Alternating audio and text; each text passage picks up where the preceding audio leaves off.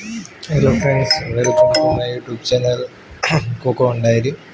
आज हम rheological properties में फ्लूइडिटी के बारे में जानेंगे।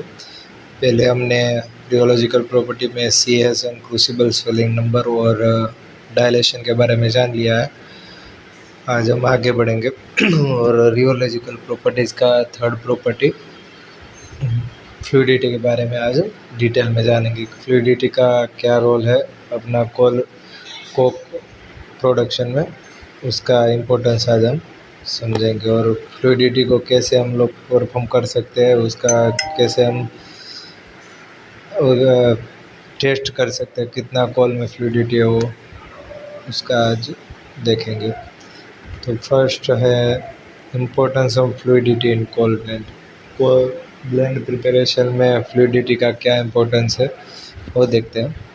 तो coal fluid is one such important coking property which highly influence the coke quality। Coke का क्वालिटी आपका फ्लूइडिटी के हिसाब से आपका अप एंड डाउन हो सकता है। तो आपका कोक का क्वालिटी कैसा आ रहा है उसमें फ्लूइडिटी एक बहुत अहम रोल निभाता है। ठीक है। Coal blend fluidity decrease with increasing the amount of non और स्लाइटली कोकिंग कोल एडिशन। जैसे आप ब्लेंड में नॉन कोकिंग कोल या तो जो कोकिंग कोल का परसेंटेज का जो नॉन कोकिंग और स्लाइटली कोकिंग कोल है उसका परसेंटेज जैसे आप इंक्रीज़ करते जाते हो ब्लेंड में, तो उस हिसाब से आपका फ्लूइडिटी डिक्रीज होता जाता है। ठीक है। The fluidity tends to decrease with the decreasing particle size of non और slightly coking coal in blended coal. The Giesler fluidity and temperature shall be taken into consideration during coal blending। आपका जो कोल blending होता है वो आपका fluidity का range जो maximum fluidity range जो आपका रहता है, इनिशियल सॉफ्टनिंग टेम्परेचर और रिसोलिडिफिकेशन टेम्परेचर के बीच का जो गैप रहता है, जो रेंज रहता है, उसको फ्लूइडिटी रेंज बोलते हैं। वो रेंज को आपको कंसीडर करके आपको ब्लेंड प्रिपेयर करना रहता है। कोई भी जो आपका ब्लेंड में जो मेन कुकिंग कोल है या तो आपका हार्ड प्राइम कुकिंग कोल है, उसका जो आपका फ्लूइडिटी का रेंज है उसके अंदर आपका जो मैक्सिमम कोल आता है वो उसका फ्लूइडिटी वो रेंज के अंदर आपका उसका सॉफ्टनिंग और रिसोलिडिफिकेशन कंप्लीट होना चाहिए या तो उसका ओवरलैप होना चाहिए।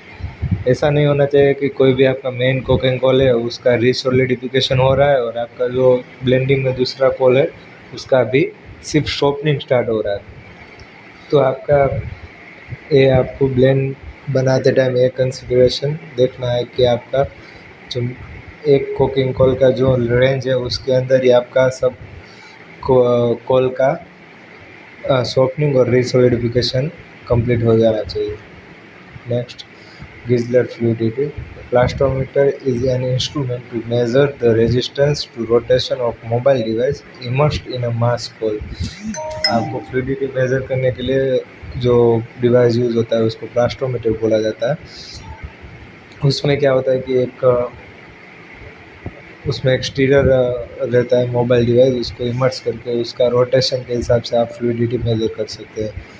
There are two distinct type of plastometer। एक constant torque plastometer measuring the speed of rotation, जो रोटेशन होता है उसके स्पीड से हिसाब से आपको फ्लूइडिटी मेज़र करते हैं। दूसरा है constant speed plastometer, जो आपका टॉर्क होता है उसको अपोज करता है रोटेशन को अपोज करता है, उस हिसाब से आपको फ्लूइडिटी मेज़र करता है।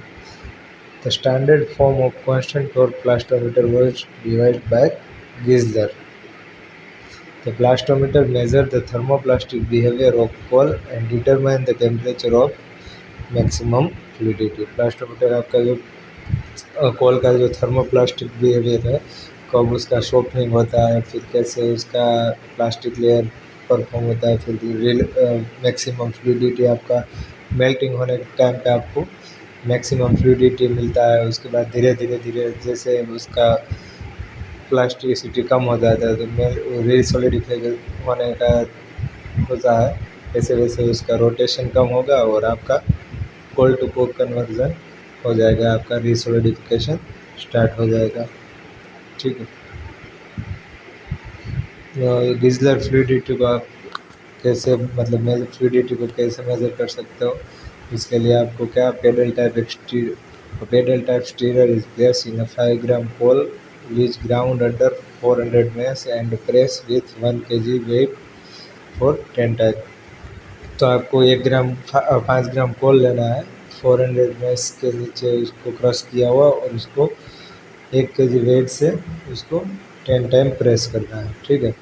Then the test starts from 350 degree Celsius and heated at a rate of 3 degree Celsius per minute. एक स्टीरर को आप एक किसी में कोल के अंदर डाल के उसको 350 डिग्री सेल्सियस से आपको स्टार्ट करना है। एक हीटिंग को आपको 350 डिग्री तक लेके जाना है। उसके बाद आपको एक हीटिंग रेट जो होता है वो 3 डिग्री सेल्सियस पर मिनट के हिसाब से आपको मेंटेन करके उसको हीट कंटिन्यू करते जाना है। Meanwhile the stirrer start to stir, the coal in the retort is driven with constant torque of 10⁻⁵ newton into metre.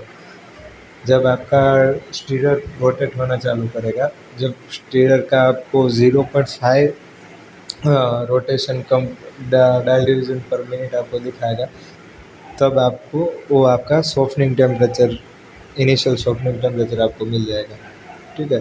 जैसे जैसे कोल आपका हीट होते जाएगा, जैसे कोल मेल्ट होना चालू होगा, वैसे वैसे आपका स्टीरर का रोटेशन आरपीएम बढ़ते जाएगा, ठीक है।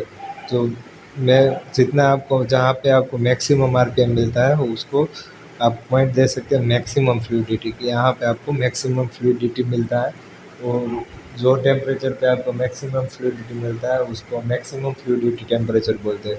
और धीरे जैसे जैसे हीटिंग होते आप कंटिन्यू करते जाएंगे, जैसे आपका 500-600 डिग्री पे टेम्परेचर पहुँचेगा, वैसे वैसे क्या होता है कि रिसोलिडिफिकेशन होना चालू हो जाता है, और आपका स्टीरर का रोटेशन धीरे धीरे होकर कम होकर एक ऐसा टाइम आएगा कि जहाँ पे आपका स्टीरर रोटेट होना बंद हो जाएगा। तो इस कंडीशन में आपका कोल टू कोक कन्वर्जन कंप्लीट हो गया, आपका कोक रिसोलिडिफाई हो गया। तो जहाँ पे आपका स्टीरर घूमना बंद हो जाएगा, स्टीरर का रोटेशन बंद हो जाएगा, उस पॉइंट को आप रिसोलिडिफिकेशन टेम्परेचर बोल सकते हैं। और जो ये आपका सॉफ्टनिंग टेम्परेचर और रिसोलिडिफिकेशन टेम्परेचर के बीच का जो आप टेम्परेचर रेंज मिलता है उसको fluidity maximum fluidity temperature range बोल सकते हैं। The stirrer revolution are measure on a dial which is divided by 100 division and the reported as a dial division per minute. आपका फ्लूइडिटी डीडीपीएम में measure होता है, और फ्लूइडिटी का average आपको बेस टू लॉग के बेस में आप उसको ले सकते हो, ठीक है। ये हो गया आपका गिज़लर फ्लूइडिटी। जैसे बताया कि स्टार्टिंग में जैसे आपका 0.5 आरपीएम लेगा, आपका डायल पे नोट होना चालू होगा, वो आपका टीएस यानी कि सॉफ्टनिंग टेम्परेचर है। जहाँ पे आपका मैक्सिमम स्टीरर का आरपीएम मिलेगा वो आपका टेम्परेचर ऑफ मैक्सिमम फ्लूइडिटी हो गया टीएम। फिर जहाँ पे आपका स्टीरर घूमना बंद हो जाता है उसको रिसोलिडिफिकेशन टेम्परेचर बोलते हैं। और ये T S to T R का बीच का जो रेंज है, टेम्परेचर रेंज है, उसको प्लास्टिक रेंज ऑफ कोल बोला जाता है, ठीक है। The initial temperature of softening is recorded when the dial read the 1 ddpm, ठीक है। The stirrer rotate with maximum speed at the time is shown denoted at maximum fluidity temperature. Then its speed decrease the stop when the coal resolidify with a clear the temperature range from TSDR often called plastic range of coal, which significant in blending of cooking coal. Okay भी देख लिया। Conclusion क्या है? High volatile coal have wide range of plastic range so that it's overlapping of the other coal plastic range is advantages to increase the coke strength. जैसे आप देख सकते हो, ये जो हाई वोलेटाइल मेटल वाला कोल होगा तो उसका जो प्लास्टिक रेंज है ये TS टू TR अपना है, तो आपका जो टेम्परेचर रेंज है वो ज़्यादा होगा। तो आप कोई भी कोल का ब्लेंडिंग करोगे तो ये एक कोल का जो टेम्परेचर रेंज है उसके बीच के रेंज के अंदर आपका किसी कोल का सॉफ्टनिंग और रिसोलिडिफिकेशन हो जाता है, उसी बीच में आपका अगर कोल है तो आपका कोक का स्ट्रेंथ इंक्रीज करने में हेल्प करेगा। Logarithm maximum fluidity is a logarithmic value of fluidity which concisely express the value of gives the maximum fluidity. In general, for individual call, the highest DDPM value possible is most desirable. तो आप fluidity के हिसाब से call को कैसे classify कर सकते हैं। जो high volatile metal flu call होता है उसमें आपको फ्लूइडिटी 5000 से 30,000 DDPM के बीच में मिल सकता है। मीडियम वोलेटाइल में 200 टू 20,000 DDPM रहता है। लो वोलेटाइल में आपको 20 टू 1000 DDPM रहता है। आपको कोई भी अच्छा क्वालिटी का कोक प्रोडक्शन के लिए, मैन्युफैक्चरिंग के लिए आपको मिनिमम 300 DDPM का फ्लूइडिटी आपको रिक्वायर्ड है। अगर 300 DDPM का फ्लूइडिटी आपके ब्लेंड में है, आप अचीव कर रहे हैं, तो उससे आप अच्छा खासा क्वालिटी का कोक आप प्रोड्यूस कर सकते हैं। ठीक है, आज के लिए इतना ही। Thank you. अगर आप यहाँ पे हमारा रियोलॉजिकल प्रॉपर्टीज़ कंप्लीट होता है। रियोलॉजिकल प्रॉपर्टीज़ का हमने तीनों प्रॉपर्टीज़ CSN, फ्लूइडिटी और डायलेशन के ऊपर वीडियो कवर कर लिया है। नेक्स्ट वीडियो में कोक प्रोड्यूसिंग की अलग अलग जो मेथड से कोक प्रोड्यूस होता है, जैसे कि beehive coke oven, non recovery coke oven, recovery by product coke oven, अलग अलग टाइप के कोक ओवन और उसकी प्रोसेस के बारे में, ऑपरेशन के बारे में हम लोग जानेंगे। ठीक है, थैंक यू।